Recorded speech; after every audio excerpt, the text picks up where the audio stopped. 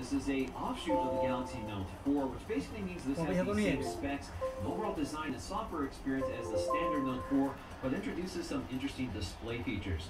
So this is called the Note Edge because it has an edge display. Basically, the edge of the display wraps around the right edge of the phone. So this edge display gives you a separate area for some software features, which we'll explore in this video. Now, of course, we still have an S Pen with all the same software features of the standard Note 4. On the back, we have a 16-megapixel camera with optical image stabilization and 4K video recording, along with a heart rate monitor and UV sensor right below that. On the front, we still have a home button integrating the fingerprint sensor, and internally we're powered by a Snapdragon 805 clocked at 2.7 GHz with 3 gigs of RAM, 32 gigs of internal storage, and an Adreno 420 GPU.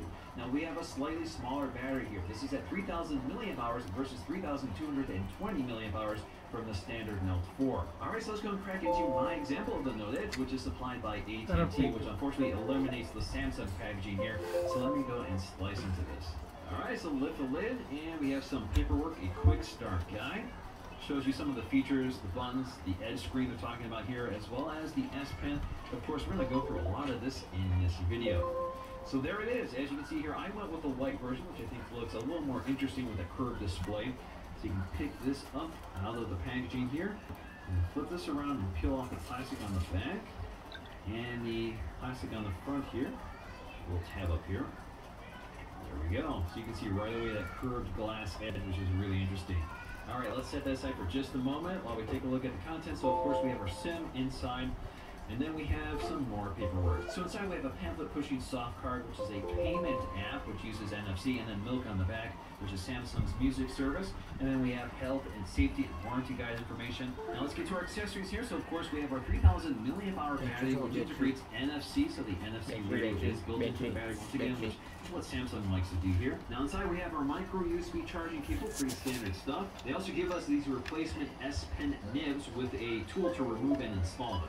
Although this AT&T version does not come with headphones, we do retain the fast charger here, which is a 9-volt charger, which increases the charge speed of your phone.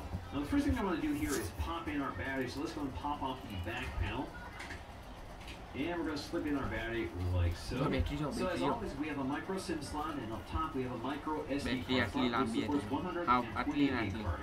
Now the layout of the internals is slightly different here, so you can see a black interior versus white. So you can see the cards are in the same positioning, but some of the connections are flipped around here. You can see the speaker grills, the sensors, the stylus are all in the same position, and you can see that the edge wraps around the back of the phone versus the Note 4.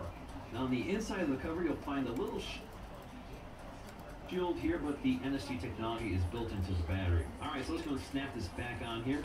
Again, very similar to every other Samsung device. Now, a big change here is the repositioning of the sleep-wake power button, which used to be on the right side. Now it's up at the top, which is kind of a far reach here. So let's press and hold that, boot it up so we can take a close look around. Now, taking a close look at the hardware, it's similar to the Note 4, although slightly different. So you can see your earpiece, which is the same sort of style with that white finish along with the chamfered edges.